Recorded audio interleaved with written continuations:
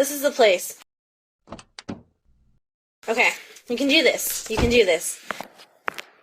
You're gonna walk in and... Oh boy.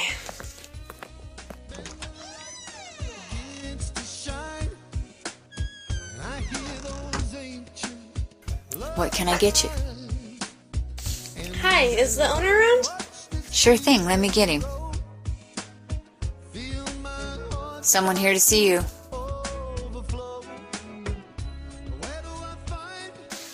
What can I do for you? Hi, are you Colin O'Harlan? That's me, darling. I think you're my father. I'm sorry, I shouldn't have just blurted that out. I didn't mean to. Jerry, I'm gonna head out for the day. Can you mind around in the bar? No problem, boss. Do you want to go outside? Yeah, outside, that'd be good. I'm sorry, I didn't mean to spring that on you. I just... Take a deep breath, darling. My mother's name is... Annie. Yeah. Your mother's name's Annie. You look just like her, actually. I do? Well, my name is... Your name is Madeline. When you were younger, you went by Maddie. I named you that, actually. Your mother was wonderful, but she could not do anything about picking names. She wanted to name you Janice. Janice! I mean, if you were a boy, she was going to name you Keith. Well, Madeline was the name of a woman I knew back in my hometown. I just thought it was a beautiful name. That's what we picked for you. Huh. And where are you from anyway? I grew up in just outside of Belfast in Ireland. So, I'm Irish? Well, I am. Well, if you're my father, doesn't... I'm not your father. Wait, but are you sure? I was never with your mother until after you were born. Oh. Who was it that told you about me? My Aunt Chelsea. Ha! I always did like her. I asked her about it, and she thought I was old enough to know. So she told me your name and told me that you owned the bar, so it was only a short drive away, so I decided to make the trip. I always thought you'd be here someday. And that's about how I expected it to happen. It is a long story. Are you sure you'd like to hear it? Mm-hmm. I've always wanted to know who my father was. Who I thought you were. Well, I was 16 when I came to America. And I loved this land from the moment I saw it. There were more people here than I could possibly imagine. Everything was busy and crowded, and everywhere I looked there was something new to see. It was wonderful, and American food, it had flavour and it was delicious. At school, I was sort of a novelty, kind of like a class pet. They were kind of fascinated by me. I still don't believe that anyone had ever seen someone from Europe before. I can't tell you just how many kids ask me if I eat Lucky Charms.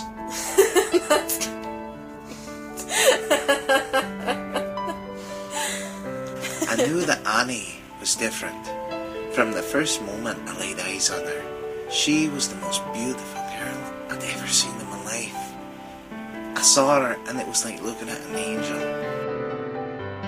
Do you remember your mother at all? I don't remember too much. Mainly what Aunt Chelsea told me, and I tried to ask Grandpa about it a couple times, and he doesn't like talking about it. I knew right from the get-go, she was not talking to me just because I was Irish. She just wanted to talk to me. And when I would talk to Annie, I felt so happy. She was my first friend. The fascination with me wore off after about a week or two. Suddenly, I was not the new thing. The kids were used to me, and no one really cared or something. But Annie did. Annie still liked to talk to me, still liked to spend time with me. She would sit beside me every day at lunch, and we would talk about all kinds of things. Her favourite thing to talk about, I think, was music. Annie introduced me to so much American music that I still love to this day. Michael Jackson was always her favourite. She loved Billy Joel and The Who and all kinds of American bands. We had known each other for about a month. The first day she asked me to come to her house after school. We stopped for ice cream cones on the way. When we got to the house, that's when I first met your Aunt Chelsea. She must have been about 12 at the time. When we walked inside the house, she looked at Annie and said, "Who's the hottie?" I'm not even kidding about that. When I told her, "My name's Colin, it's nice to meet you," she looked at Annie and said, "I like the way he talks." I think Annie was blushing a little bit embarrassed. She took me up to her room, and there were more cassette tapes than I'd ever seen. She had such a huge collection. She played me a few of her favourites, and then I went home for the day. I'd spend a lot of time with her after that. Sometimes we'd be at her house after school. A few times we came over to mine. My parents loved Annie the moment they met her. Whenever we were at her house, Chelsea always wanted to be right beside me, and Annie didn't like that. They used to fight a little bit, but I suppose that's what all sisters do. I loved every minute I got to spend with her. There's this guy on the football team. His name was Brock Stevenson. I think the phrase you'd use for him is All-American boy. Does that sound about right? Yeah. Football player, rich family, real good-looking guy. Everybody wanted him. He could have had any girl that he wanted. And for some reason, he wanted Annie. And she was, I think, the only girl in school that didn't want a thing to do with him. She didn't want to see him or talk to him. She didn't like him at all. But he was really persistent. And one day, Annie is walking home from school. And the way home went by the football field. And as she's walking, she meets Brock. And they're alone together.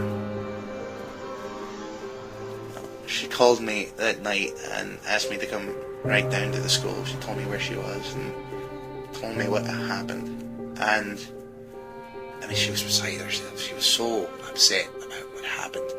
She was so hurt by it. Not physically. He didn't physically hurt her, but she was so just torn up about it. The thing I couldn't understand, I still don't fully understand it to this day. She felt ashamed of it. She didn't want me to tell anybody. I asked her, do you want me to get you help? Do you want me to go find somebody? She said no, she just wanted to talk to me. She didn't want anyone to know what had happened. I didn't understand that. I told her she hadn't done anything wrong. But she said, please don't tell anybody. So we didn't really talk a lot, honestly. For a couple of hours we sat there and we just were together. And finally I walked her home. By this time the sun's down, and so your grandpa, Tom, he meets us at the door and he wants to know where's his daughter been, why is she so late home from school. I'm sure you know how your granddad is. Yep, sounds just like him. And he didn't like me very much, but he just said that she'd been out with me, and he basically said, come on inside, Annie, and told me to go home. Annie stayed home from school the next day. She said she felt sick and, stayed home. Well, the best idea I could think of the next day, I decided to join the football team. It was the best thing I could think of. So I go to the coach and I tell him, I said, I played football in Ireland. I told him I was really good at football in Ireland. I loved it. I missed it. I wanted to play here. I said, just give me a chance, coach. Let me try playing. I don't think he would have let anybody play, but there was something about the Irish kid. They wanted to make sure they got the Irish kid, so he let me play. I didn't even know they had football in Ireland. Well, I certainly had never played before a day in my life. Mm-hmm. I'd never been on a football field, but it was total, I had to say something to get out there. So I see Brock, the very first play. Second the coach blows the whistle, I ran straight for Brock and I slammed my body into him as hard as I could. I put him on the ground, and I hit him hard. I put him right on the ground. So the coach blows the whistle again, and Brock, this time, he jumps up and he punches me, clocks me right in the chin. Now that's all I needed. Now he started the fight. I was on him in a second. I hit him and I hit him and I didn't stop hitting him. Finally, it took 3 guys to pull me off of him. By the time it was done, I'd broken 3 of his ribs and cracked his collarbone. He never played football again. He was actually pretty good too. He might have got a football scholarship, played in college, but he never played again. So the coach calls me, has to take me into the office for a fight, and the principal didn't want to cause an incident. So my father was called, but it didn't end up on my permanent record. Needless to say, I didn't play football. I'll never forget my dad. My dad picks me up that day, and we're driving home. He's real quiet until he says, "Did that boy deserve what you did to him?" I said, "Aye, Dad, he really did." He said, "What do you suppose your mother's making for supper?" And that was the end of it. He was not mad. He knew I'd never started a fight before in my life. I've been in a few, but I never started them. He knew that if I was fighting, there was a good reason for it. I'll never forget that. So I go home and I went and I saw Annie. Oh, and I had a big black eye, from where Brock had hit me. He got one good hit in, but, I did a lot more. So I went and saw Annie. She said she wasn't feeling that well. Your granddad didn't want to let me see her, but she said, "Daddy, I want to see him." And so I went upstairs and she said, "What happened to you?" I told her the truth. I joined the football team. And she laughed. She thought I was making a joke, and that was the end of it. She never asked about it again. The next day at school, 3 guys from the football team met me in the hall and they cornered me. I thought for sure they were going to beat the tar out of me. And instead, one of them says, "Man, I've been wanting to do that for years." He says, "Man, I've been wanting to hit that guy for years." So from then on, I kind of became something of a celebrity at the school. I was the guy that hit Brock Stevenson. I was the fighting mad Irishman. It kind of followed me until I graduated. So Brock, he never gave me any trouble again. So I continue, we're hanging out with Annie, and I spend time with her after school or eat lunch with her, and about 3-4 weeks later, she talks to me and she's kind of scared and says she took a test. Mm-hmm. And hi, me. And that's you. Yeah.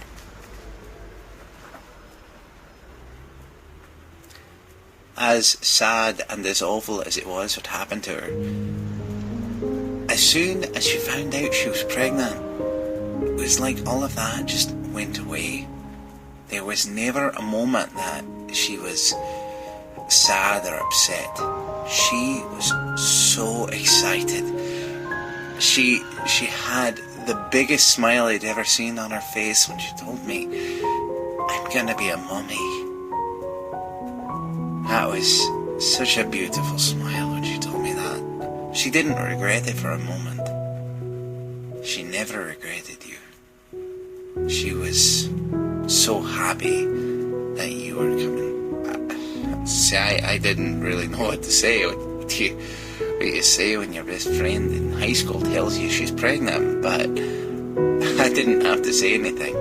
She just smiled that big old smile, and she hugged me. And then she said she had something to ask me. She asked me, she still didn't want her parents to know. She knew that your granddad would be heartbroken about it. And so she asked if, instead of saying Brock, if I would say that you were mine. And, well, I was certainly nervous about this. I was a kid, senior in high school. But the way that she asked me, I couldn't tell her no. So we go over to your grandparents' house, and I'm as nervous as I can be. My heart is beating out of my chest. I'm sure that they can hear my heartbeat. And she tells them that she's pregnant. And she's got a baby on the way, and I'm the father. Of course, your granddad's furious now. He hates me at this point. He's furious. Kicked me out of his house. Get out of here. I'm sure, and he says, "You're never going to be around my daughter again. Fortunately, your Annie knew how to calm him down. You know, she said later he calmed down a little bit, but I had to go home that night. It was a few days later I was allowed back in Tom's house. He wasn't happy about it. He would glare at me as soon as I walked in, but he let me be in there and let me see her and talk to her. And then we went over to my parents' house and had to tell them the same thing. And my parents, they were completely the opposite. My parents, happy? Absolutely they were. She said, I'm pregnant. And my mother says, oh, that's a wonderful child. And she wraps your mother in a hug and she just, oh, let's have some food to celebrate. Now, I'll tell you this, my mother, she cannot cook. I love my mother with everything in me, but boy, she cannot cook. And finally, she says, oh, let's have some food to celebrate. And my dad, being a very smart thinker, he says, let's go out and celebrate. My parents loved your mother. They loved Annie so much. They loved having her around. Your mother was the sweetest person anyone could imagine. Everyone liked her. She could be friends with anybody. And my parents, oh, they just adored her. Now, so we have dinner, and later, I just couldn't tell my own parents. I couldn't lie to my own parents. So finally I said, Mom, you know, I have to tell you, the baby's not mine. You know what she says? I know, dear. I don't know how she knew, but she did. She knew. But she loved your mother anyway, and she totally accepted it from the moment. I don't fully understand that, but I'm very grateful for that. She sounds like a great woman. She is a very great woman indeed. So months go by, and your Annie and I would be together almost every day. There we'd be at her house or at mine, and we'd still spend lunches together. It was a while before she started to show, and she had weird food things. She wanted Taco Bell almost like every night. That was the one thing, I had to get her Taco Bell. The other thing was she would put chocolate sauce on just about anything. I mean, like pickles, like French fries. Oh yeah, that's what she wanted with you. Well, I finally figured out, okay, I got a baby on the way. I'm going to have to get a job of some sort. So I spent a couple of evenings after school and talked to everybody to get a job, and it wasn't much hiring, and everything I could find. And one day I ended up on a bus to town, to here. I showed up at the door of this bar, and I'm not even, at this time, I'm not even old enough to walk into the bar, let alone work there. But I walk in anyway, and I just walked right up to the guy and asked him to get me a job. And he looks at me, he says, how old are you, kid? You're not even supposed to be here. I said, I know. I said, but I got a family, I got a baby on the way. And I don't know what it was, maybe something in my eyes, or maybe I don't know what it was, but he gave me a job. So he let me work here at nights, a good 20 minutes from my hometown. So I take the bus back home. It's now really late. I told my parents, I found a job. My dad, of course, asked where it was. I said, well, it's about 20 minutes from here. He said, aye. He says, how do you plan on getting to work every day? And I thought about that. So I said, well, I'm not sure yet, Dad. And he says, he nodded. He walks me out to the driveway, out to the garage. In the garage, there's the pickup truck. Now, this thing is about 20 years old at this point. It's completely beat up. There's rust spots through it. He says, this is your new car. He says, until the baby's born, you can give me half your paycheck. He goes, you'll be fine. You and Annie will be fine on the rest. After the baby's born, you can use your paycheck, take care of it, and this will pay for your car. I'm so grateful for this. So I now have a car. And that pickup truck, I had so many problems with that pickup truck, but I loved it. It was the best vehicle I ever had. So I drove that every day to work, and usually on the way home, Annie would call me at the bar and tell me to pick up some Taco Bell on the way home. Got to where, after a few months, she started to stay with me, and so we'd stay in a room at our house, at my house. She'd stay there with me. And go back and forth, and I was never allowed to stay at your parents' house, your granddad's house. Grandpa Tom never wanted that. Tom never let me stay there. Tom never let me stay there at the house, but I loved spending that time with your mother. I loved getting to know her, and I'd sit with her on the floor while she got sick a lot of times in the morning, and we'd go to school together, riding in my rusty pickup truck. We'd talk and listen to 80s music, and she'd talk about what you were going to be, whether you were going to be a dancer or a musician or a scientist, and she'd talk about names, which, as I said, she's really bad at. And getting to know her was better. It's one of the happiest things that ever happened in my life. So your mother and I graduated, and about a month before you were due. Now your mother was so big at this point, but she was insisted she had to walk across the stage and graduate, get that diploma. So I was so proud of her that day. She looked so triumphant that she had done it, that she had done her senior year of high school while pregnant. I mean, that's a pretty big achievement, I'd say. And so she walks into her gown, and her belly was out to here, and it was a beautiful, beautiful sight. And then about a month later, you were born. I remember the day that day in the hospital. It was kind of crazy, you know. We drove her to the hospital. She said it was fine. We took her up to the hospital, and the gown and everybody, you know. It's a crazy experience, I'm sure, but I'm sure you know that. But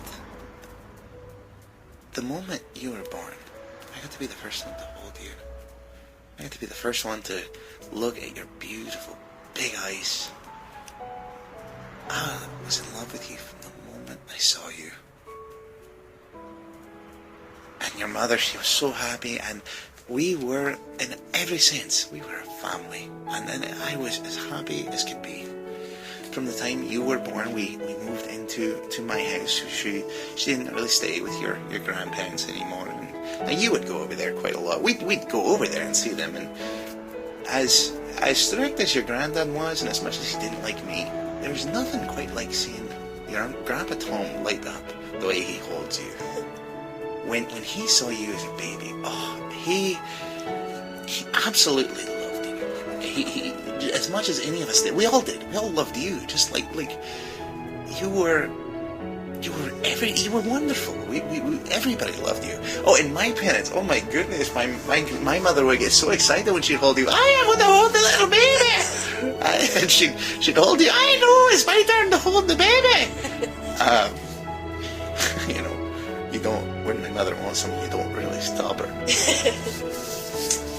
So you moved in with us and you grew up with us. The happiest moment of my life, the very first night that your mother and I were ever together. You were lying in bed, and she kind of told me that she wanted me. And right in the middle of things, you started crying. And she said, okay, I'll go get her. I said, no, I'll get her. So I went and I picked you up, and I had you in my arms, and I laid there. And your mother, Annie, kind of laid against me, and the three of us just laid in bed together. And I think that was the best moment of my entire life. Just holding you and holding Annie and knowing that you two were my family. We were family.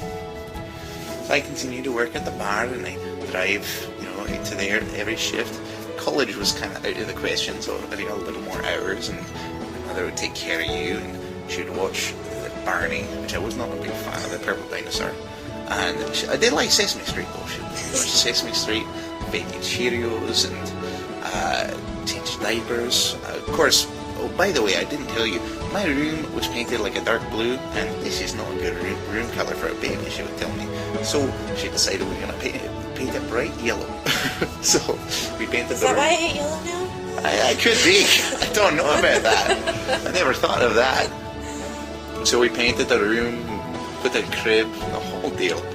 And as you were growing up, and I was so happy to watch you grow up and to be there with you, and if sometime you were saying Dada and you're saying Mama, and you're walking and crawling, and You were amazing to watch as a baby.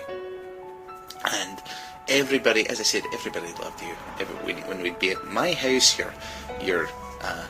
my grandparents, your grandparents, my parents would be so happy, and we're at your house, and your granddad and your grandma would be so happy, and your Aunt Chelsea was around a lot, and she'd be so happy to see you, and she was an aunt now, and it was wonderful, and it was great.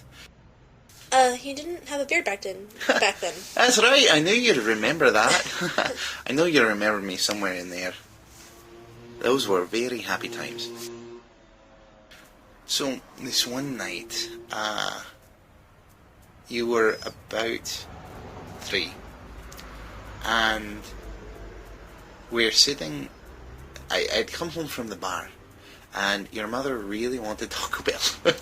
She didn't like that, even if she wasn't pregnant, of course, at this time, but she just really wanted that, that was still what she wanted. So I'd come home, and I was sitting with you, and she said she wanted it, and she took the truck keys, and she was going to go get it. And I remember sitting with you on the floor, and you were playing, but you were mostly asleep. And I just had you kind of in my lap. And a while goes by, and she's not back yet. And I'm wondering what's going on.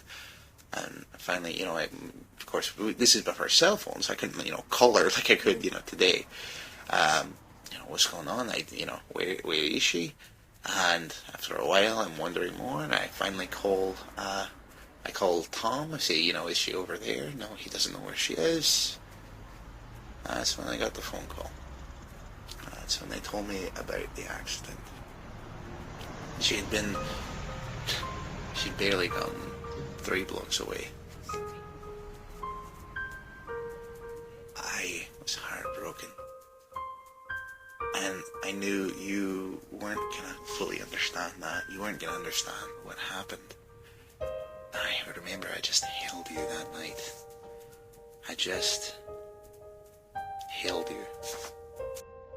Do you remember anything about the funeral? Bits and pieces. I remember lots of people at our house crying, and everyone wanted to pick me up. That's right, everyone wanted to hold you. There were so many people at the funeral. Annie had known so many people, and there was a lot of people on your Grandpa Tom's side that I had never met. Your Grandpa Tom was not that excited about showing me off to the family, so I hadn't met a lot of these people. So your house, the house is full of people, and everyone's wanted to talk to Tom, how sad he is. Of course, nobody knows why the Irish guy is there, and when you weren't being passed around, I just kind of sat with you. I found a chair in kind of the corner, and I just sat there because I knew didn't really fit in there. And Annie was everything to me. It was heartbreaking when she was gone. Well, so I'm taking care of you at this point, and we are. I would take you over to when I would go to work. I would take you to Tom's, to your granddad's, and otherwise you'd be with me in the day. And sometimes they'd ask for you to stay the night, and I'd let you. And this went on for a couple of months. And one night I come home from the bar, and I come home to pick you up. And your grandpa says he doesn't want me around you anymore. I say, I don't know. What do you mean, Tom? I don't understand. He says he doesn't want me in your life at all. He wants me to get lost. How did you say that? I think he needed someone to blame. He was hurt. I mean, your mother was his life, just like you were mine. It was his little girl, and she was gone. I think he just needed to blame someone. He just needed someone to be mad at. I mean, he was already mad at me because he felt like I had taken her life anyway, but I was the one that got her pregnant as far as he knew. So he felt like I was taking her life anyway. Then he just needed to blame somebody for why she was gone and why he didn't have his little girl anymore. So I didn't believe him. I didn't think he was serious until he called the police on me and told me that he was, told the police that I wasn't supposed to be there and that he was trying to kidnap his daughter.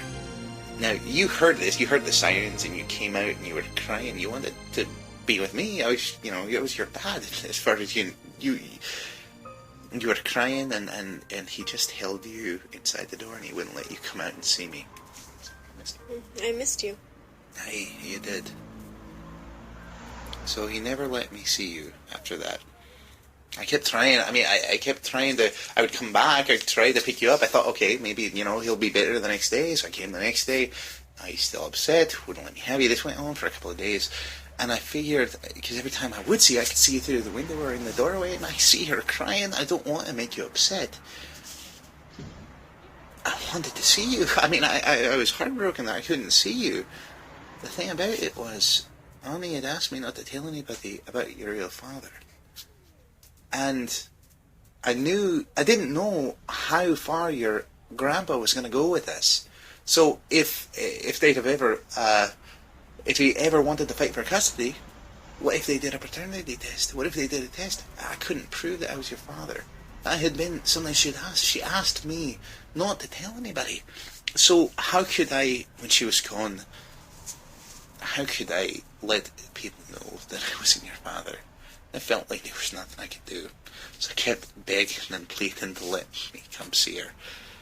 And your Grandpa Tom just kept saying no. The thing about it too, I think that in time he did regret that. I think he knew that that wasn't the right thing to do, but it's very hard to admit when you make a decision that's wrong. It's a hard thing for people to admit. Especially Grandpa Tom. Especially He's never wrong. No. Your grandpa loves you very much, always has. And he did what he believed was best for you, but oh, it was miserable. I'd lost Annie, and now I'd lost you too. And it tore me up. Well, whenever I had it, I would send money to your house, and I'd give money to your granddad because I wanted to take care of you, and I'd send toys and things like that. You were growing up, and I remember you were about 6 years old, and you were joining dance lessons. You got ballet lessons. Yeah, I hated that. I can see that. And at the recital, I found out when the recital was. When I couldn't talk to your Grandpa Tom, finally he just stopped answering my calls after a while. So I would talk to your Aunt Chelsea, trying to find out how's she doing. And your Aunt Chelsea always talked to me. That's one thing I can always say. She has always kept me up to date as far as how you are. So she told me about your dance recital. You had your ballet recital. So I went to the show. And your granddad saw me. And I thought for a minute he was going to cause a scene and tell me to leave. And he kind of gave me a look. And I understood when he looked at me that it was alright, that I was there. And I didn't try to talk to you, but I watched you. And you were a little clumsy on stage. It was clear, you didn't like being there, as you said, but it's the first time I'd seen you in about a year and a half. You looked so beautiful on that stage with your little tutu and the tights. And you wanted to be out of that costume, that is for sure. I believe we have a bunch of pictures of me crying in the ad outfit. I was still so happy that I got to see you. Whenever I had extra money to send, I would send it to your granddad. I'd send you money, like for your birthday, or sometimes just whenever you had it, for anything that he needed, I would give it to him. So that's why Grandpa every now and then would give me money.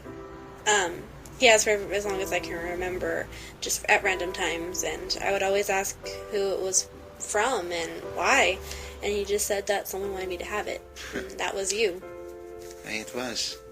I'm glad you got that. I'm really glad you did. It was the best. Knew how to take care of you.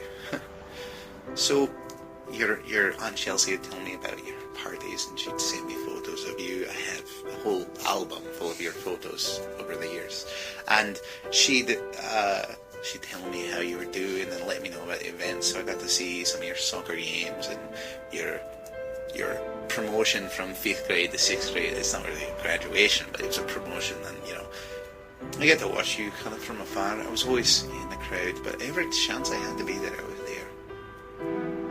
There was this one for one time at your birthday. You sent your grandpa Tom this doll. It was a doll with red curly hair. I have that. It's sitting on my bed. I love that thing.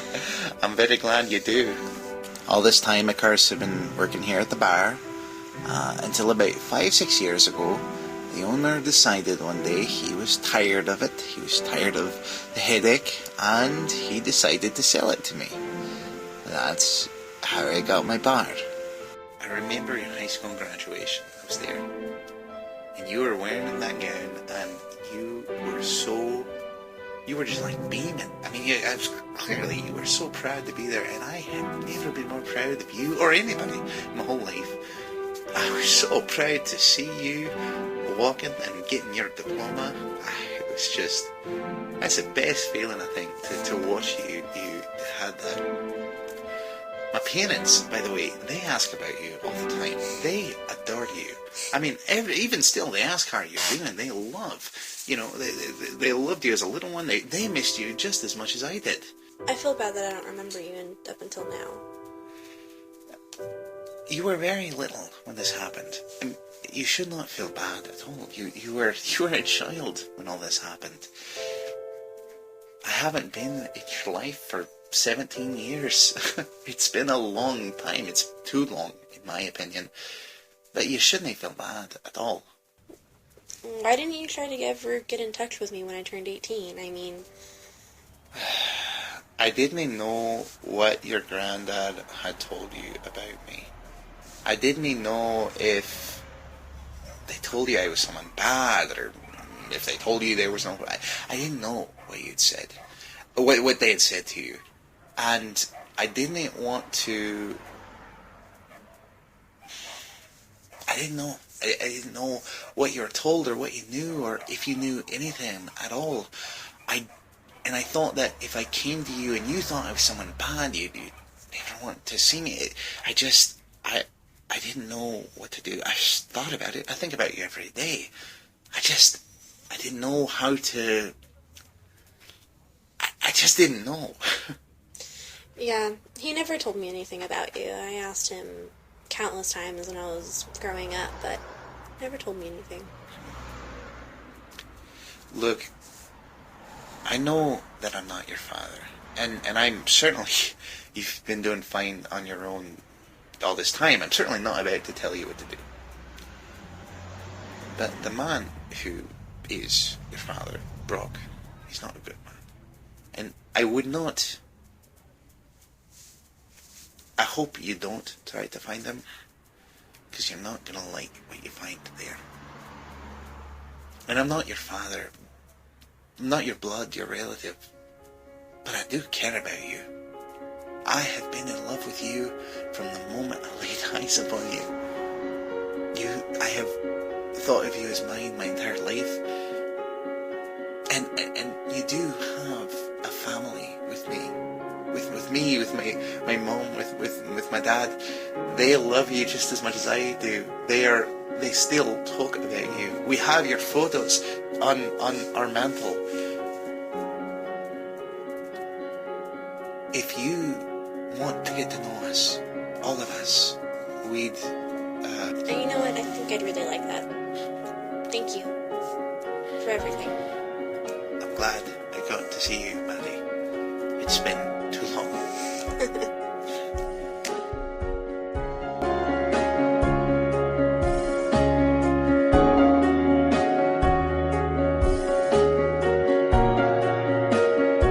This has been a Work of Aart Studios production. Too Long was written by Daniel Arbin and performed by Daniel Arbin, Marie Hawkins, and Maggie Mendez. We hope that you have enjoyed this presentation and look forward to more from Work of Aart Studios.